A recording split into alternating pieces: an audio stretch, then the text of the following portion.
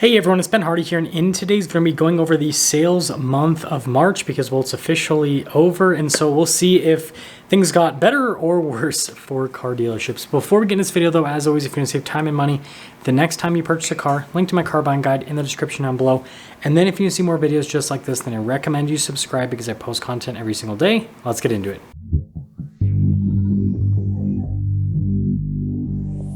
So I want to start things off by stating that I will be posting a video in the near future going over the finalized data for the sales month of March. It takes a while for the data to get collected, but I can at least tell you what the preliminary data is showing. So first off, sales from February to March are going to be up. So March will see more volume with used car sales and with new car sales compared to February.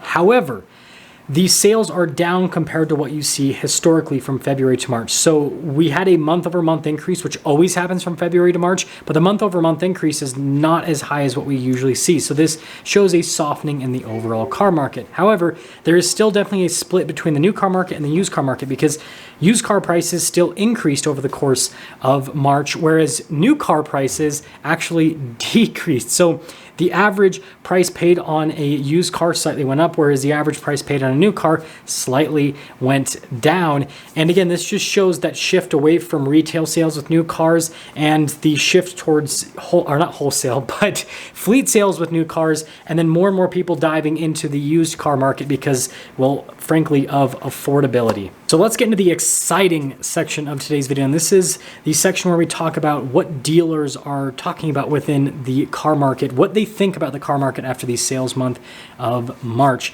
So first off, most dealers are pretty negative about the future outcome of the car market in the short term, the medium term, and potentially the long term as well for a number of reasons.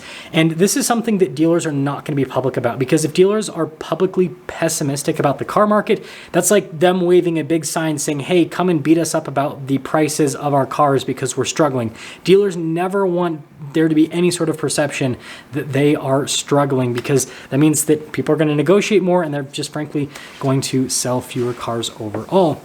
And so with that being said, here's the first pain point for dealers. First off, we all know interest rates are really high, but it cannot be stressed enough how much of a hurdle this is for dealers, because it's making it a lot harder for them to convince people to purchase cars, because the base payment on a car is already way higher than what it would have been last year. Even if they had sold that car to the person at a higher price than what they're selling today, the interest rates are just so high, it's blowing up these payments. And so it's making it harder for dealers to just sell cars to people. This is what they're saying. It's hard to convince people to buy a car right now. And then if they do happen to convince that person to buy a car, it's really hard for them to make money through the other avenues that dealers usually try to make money through. So like accessories on the vehicle and then warranties on the vehicle as well. Because again, it's hard enough convincing the person to take the base payment, and then taking the base payment plus the increased payment after all of the accessories and warranties and everything.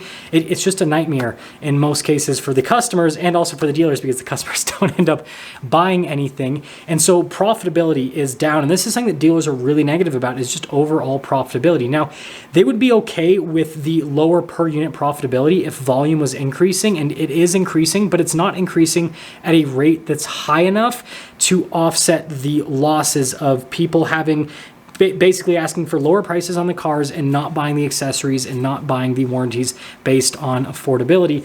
And so that's why, the outlook for dealers is so negative, why they're so pessimistic about the market, because they're basically seeing this market where currently they're making less money, they're selling slightly more cars, but not that much more. And on top of that, it seems like it just continues to get worse as time goes on. Now, the next thing that's a huge pain point for dealers is inventory. We're going to focus on new car inventory first, and then we'll talk about used car inventory in a little bit. When it comes to new car inventory, it frankly is mixed. So the dealers that represent brands that have constrained inventory, so think like Toyota and Subaru, for example, their complaint is still they cannot get enough cars, right? They can't get enough cars to meet demand, and they're losing customers because they have customers that would buy a car, but they don't want to have to wait as long as it takes to get a car. And then their other complaint is that the cars that they do have are cars that people don't necessarily want, because they would rather just order something slightly different. It seems like people have become a little bit choosier with what they want when it comes to purchasing a vehicle. And so they're in the situation where the inventory that they do have, the small amount of inventory they do have, it's not selling because the people want to order something. But then when they tell them, okay, this is how long it's going to take to order the vehicle, then the person's like, yep, no, I'm not interested anymore. And so it's like this vicious cycle. Now, the dealers that represent manufacturers that have a lot of inventory, so think a lot of the American manufacturers like, Ram, for example, Ford, Chevy as well. They have differing levels, but they all have quite a bit of inventory. What these dealers are complaining about is not the fact that they don't have enough inventory, but they don't have enough of the right inventory. And this has actually been a really big issue over the last few months. So basically these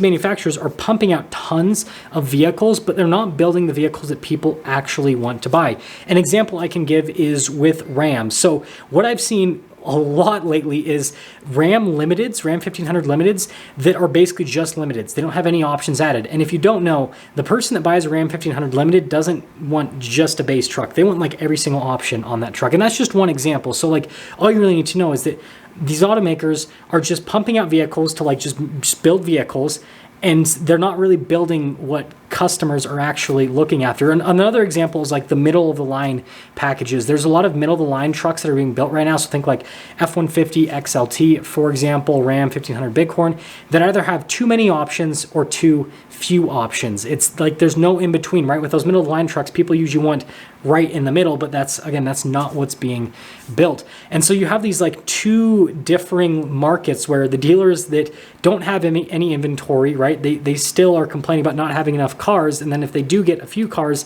they're not the right cars. So I guess that's the thing that is like a general trend across the car industry is dealers not getting the right vehicles. And then the dealers that have tons of inventory, again, they're just saying that, yeah, we got all these cars, but these are not the ones that we need. We need different vehicles. And this is a perfect segue into the next big pain point for dealers, and that is with vehicle orders. There are tons of people still backing out of custom orders, and dealers are getting fed up with it. There are some dealers that have decided that they're not going to let people do custom orders anymore, that they're just going to order vehicles for inventory.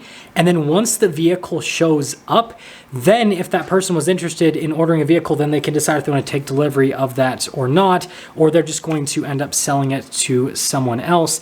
And if you're wondering why this is happening, well, when people custom order a vehicle, they obviously custom order it with custom options, and those custom options can be pretty appealing to the market, and sometimes they can be not so appealing to the market. Maybe the person orders the car with, options that make sense, but it's in a crazy color, or maybe it's in a normal color, but the options don't make sense. I mean, there's so many ways you can go about this.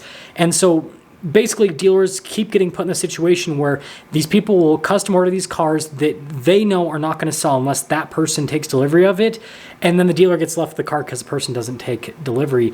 And so I think that we're going to see this like continual push where dealers are going to just basically tell customers like, this is what we're ordering, take it or leave it. And now let's dive a little bit into the used car market. The general complaint with the used car market is, well, first off, why the heck are used car prices going up again? A lot of dealers are just confused about the whole situation because right now they're having to pay up for used cars, but retail values still haven't caught up with the increase in wholesale values.